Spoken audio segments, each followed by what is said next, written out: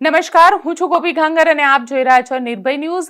આમ આદમી પાર્ટીના નેતા રાજુ કરપડા અને પ્રવીણ રામ આ બંનેની અમદાવાદની અંદર આમ આદમી પાર્ટી કાર્યાલયથી ધરપકડ કરવામાં આવી છે। પોલીસ દ્વારા ધરપકડ કરવામાં આવી છે। આ બંને જણા આજે ઉપવાસ ઉપર ઉતરવાના હતા અને બોટાદની અંદર જે આખો કડદાકાંડ થયો છે, કડદાકાંડના વિરોધમાં આજે બંને જણા જે રીતે પોલીસે ત્યાં લાઠીચાર્જ કર્યો હતો, લાઠીચાર્જમાં ઘણા બધા ખેડૂતો એવા હતા જે ઘાયલ થયા છે, તેમના વિરુદ્ધમાં ખોટા કેસ કરવામાં આવ્યા છે તેવો આમ આદમી પાર્ટીનો આરોપ હતો અને ત્યારબાદ આ બંને નેતા ભાગેડુ હતા જે આજે આમ આદમી પાર્ટીના કાર્યાલય ઉપર પહોંચ્યા અને ત્યાં આગળ તેમનું અનશન હતું એટલે ત્યાં આગળ ઉપવાસ ઉપર બેસવાના હતા અને ઉપવાસ ઉપર બેસે એ પહેલા જ પોલીસે આજે તેમની ધરપકડ કરી લીધી છે અને આ ધરપકડ ઉપર હવે અરવિંદ કેજરીવાલ સક્રિય થઈ ગયા છે। અરવિંદ કેજરીવાલે અહીંયા ટ્વીટ કરી છે અને અરવિંદ કેજરીવાલે લખ્યું છે કે ગુજરાત की 30 साल की बीजेपी सरकार ने दमन की इंतहा कर दी है।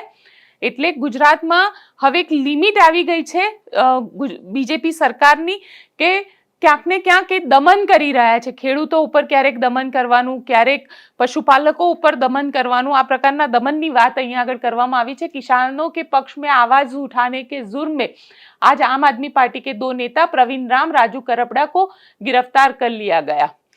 તો અહીંયા આગળ એ વાત કરવામાં આવી છે। સાથે રાજુ કરપડા આજે જ્યારે ત્યાં આગળ હાજર થયા તે વખતનો જે વિડીયો છે તે વિડીયો પણ અહીંયા આગળ તેમના દ્વારા પોસ્ટ કરવામાં આવ્યો છે।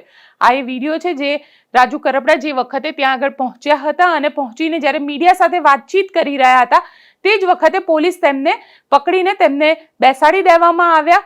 પોલીસની આ વેનની અંદર તેમને બેસાડી દેવામાં આવ્યા। આ જે દ્રશ્ય છે એ રાજુ કરપડા અને પ્રવીણ રામના આમ આદમી પાર્ટી કાર્યાલયની બહારના આ દ્રશ્ય છે। સાથે તમને એક બીજી પણ વસ્તુ અહીંયા બતાવવાનો પ્રયત્ન કરીશ। અરવિંદ કેજરીવાલે પોતે પણ એક અહીંયા આગળ વિડીયો પોસ્ટ કર્યો છે અને ગુજરાત ઉપર અહીંયા ગુજરાત સરકાર ઉપર હુમલો કર્યો છે અને ગુજરાત સરકારને કહ્યું છે કે 1985 में, કારણ કે અરવિંદ કેજરીવાલ સતત ગુજરાતની અંદર અત્યારે એક્ટિવ દેખાઈ રહ્યા છે। એકવાર વિસાવદરમાં જે જીત મળી છે ગોપાલ ઇટાલિયાને આ જીત મળી હતી, ત્યારબાદ આમ આદમી પાર્ટી ગુજરાતમાં સતત એક્ટિવ છે। ક્યાંક ખેડૂતોના આધારે હવે આમ આદમી પાર્ટી જે છે ગુજરાતમાં પોતાનો જનાધાર શોધવા માટેનો પ્રયત્ન કરી રહી છે।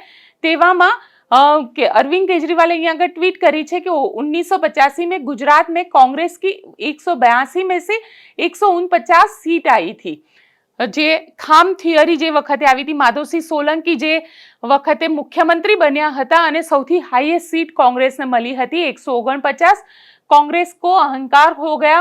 1987 में किसान आंदोलन हुआ, कांग्रेस ने उनका दमन किया और गुजरात के लोगों ने 149 सीट जीतने वाली कांग्रेस को अगले चुनाव में ही उखाड़ फेंका।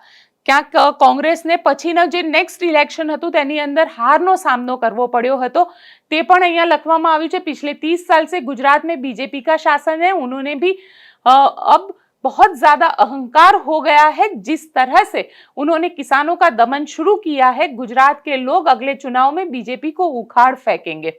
કેજરીવાલે આ કીધું છે અને સાથે પોતાનો એક વિડીયો પણ બતાડ્યો છે। પહેલા એ વિડીયો જોઈ લઈએ।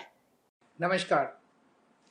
गुजरात के किसान बहुत दुखी हैं और गुजरात के किसान अपने हक मांगने के लिए सड़कों पे उतरे हुए हैं। पिछले कुछ दिनों से गुजरात में जगह जगह किसान अपना हक मांगने के लिए प्रदर्शन कर रहे हैं। 12 अक्टूबर को एक ऐसा ही हादसा हुआ।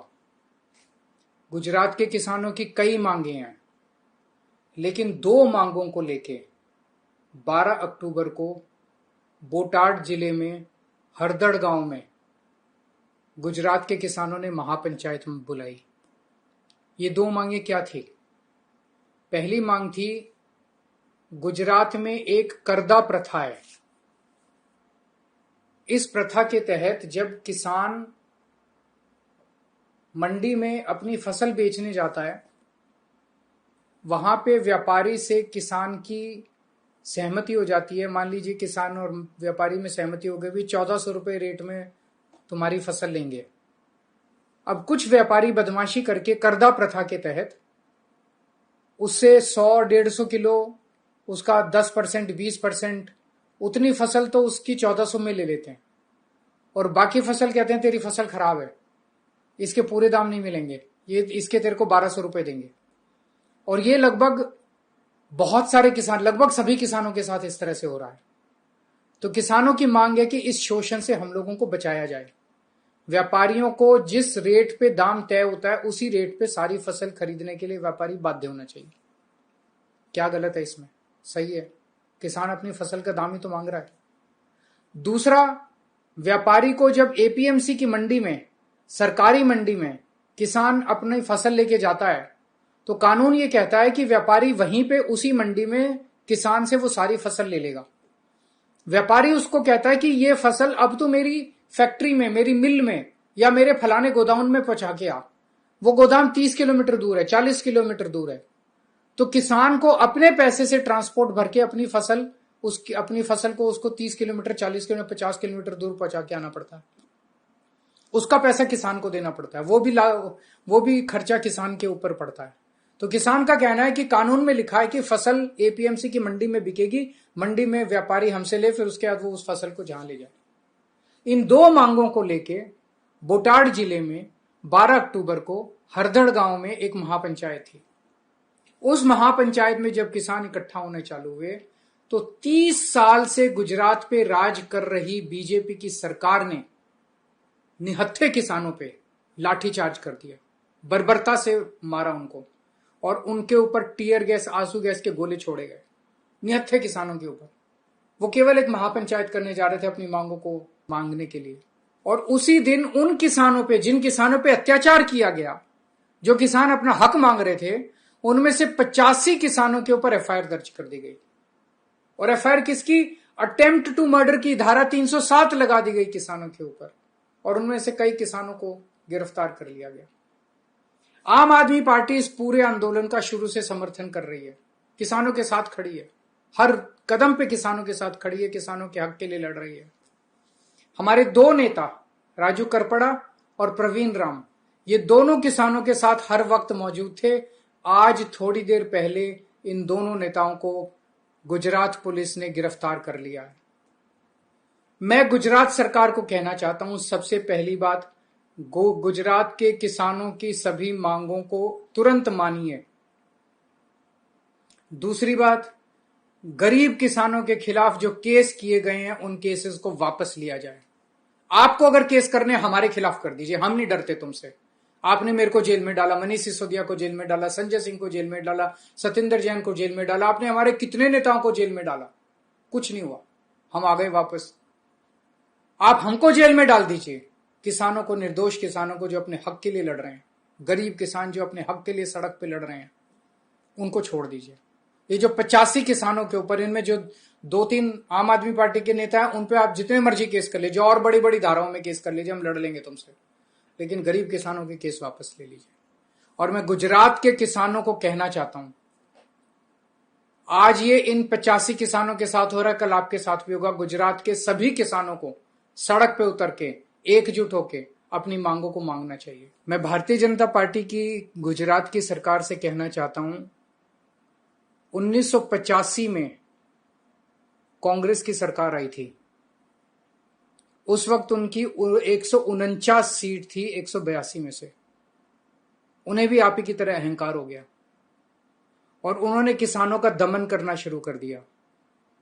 1987 में कांग्रेस की सरकार ने किसानों के ऊपर इतना बड़ा दमन किया और इसी तरह से उनके आंदोलन को कुचला, लाठीचार्ज किया, आंसू गैस के गोले छोड़े कि अगली बार 149 सीट वाली कांग्रेस की सरकार को लोगों ने उखाड़ फेंका। अब भी भारतीय जनता पार्टी के दमन की इंतहा हो गई है गुजरात के अंदर और समय आ गया है जब इस बार गुजरात के लोग बीजेपी की 30 साल पुरानी सरकार को उखाड़ के फेंकने की तैयारी कर रहे हैं। अहंकार मत करो, अहंकार रावण का भी नहीं चला था। गरीब किसानों की आह तुमको कहीं का नहीं छोड़ेगी। સ્પષ્ટ છે કે ખેડૂતોના નામ ઉપર આમ આદમી પાર્ટી ક્યાંક ને ક્યાંક પોતાની રાજનીતિ કરી રહી છે। એક તરફ જ્યાં આગળ ગોપાલ ઇટાલિયા અને રાજુ કરપડા પોતે ખેડૂતો માટેની વાત કરી રહ્યા છે, પણ ગુજરાતની અંદર જો ખેડૂતોની સ્થિતિની વાત કરવામાં આવે તો ખરેખર સ્થિતિ પણ ક્યાંક દયનીય આપણને લાગે, કારણ કે જ્યાં એમએસપીની વાત આવે તો ત્યાં આગળ ખેડૂતોને અન્યાય થાય, કડદાકાંડ જેવા કાંડ થતા હોય છે, પોતાના પાકના સાચા ભાવ નથી મળતા. જે શાકભાજી વાવે છે જે ખેડૂતો, એ લોકોને ડુંગળી વાવ્યા બાદ ભાવ એટલો ઓછો મળે છે કે રોડ ઉપર ફેંકી દેવી પડે છે, ટામેટા રોડ ઉપર ફેંકી દેવા પડે છે. એક તરફ પશુપાલકો પણ, જ્યારે હમણાં સાબર ડેરીનું હતું તે વખતે પશુપાલકોએ પણ આંદોલન કરવું પડ્યું હતું, કેમ કે એમને પણ પોષકક્ષમ ભાવ જોઈએ છે. હવે અહીંયા સવાલ એ આવી રહ્યો છે કે આ જે ભાવ મળી રહ્યા છે એ ભાવ એ સમયના મળી રહ્યા છે જે આજથી 5, 10, 15 વર્ષ પહેલા ન હતા. એટલે ક્યાંક ને ક્યાંક જે રીતે મોંઘવારી વધી, જે રીતે બિયારણના ભાવ વધ્યા, ખાતરના ભાવ વધ્યા, પણ ખેડૂતોના પાકના ભાવ નથી વધ્યા. અને ખેડૂતોના જે પાકના ભાવ નથી વધ્યા તેના કારણે જ આ કડદાકાંડ જેવા કાંડ થઈ રહ્યા છે અને ક્યાંક ને ક્યાંક ખેડૂત એના શિકાર થઈ રહ્યા છે. તો હવે આમ આદમી પાર્ટીએ ખેડૂતોના નામ ઉપર એલાન કરી દીધું છે. 31મી તારીખે અરવિંદ કેજરીવાલ પણ ગુજરાત આવી રહ્યા છે. તો એક સ્પષ્ટ છે કે ગુજરાતની અંદર હવે ભારતીય જનતા પાર્ટીની સામે આમ આદમી પાર્ટી પોતાનું ખેડૂતોનું જે કાર્ડ છે તે અહીંયા વાપરવા જઈ રહી છે. આપ શું માનો છો? મને કોમેન્ટ બોક્સમાં ચોક્કસથી લખીને જણાવજો અને અમારી ચેનલ નિર્ભય ન્યૂઝને લાઇક, શેર અને સબસ્ક્રાઇબ કરવાનું ભૂલશો નહીં. આભાર.